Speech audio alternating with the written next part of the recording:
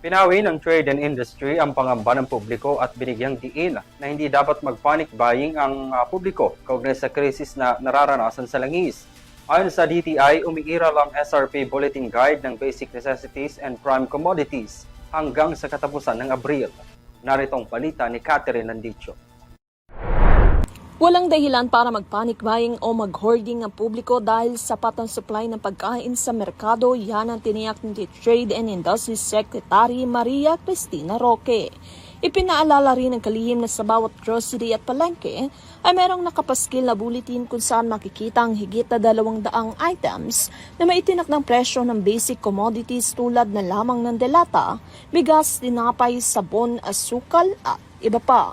Epektibo ang nasabing SRP Bulletin Guide ng Basic Necessities and Prime Commodities sa ilalim ng jurisdiction ng DTI na siya namang epektibo mula February 2 hanggang April 30.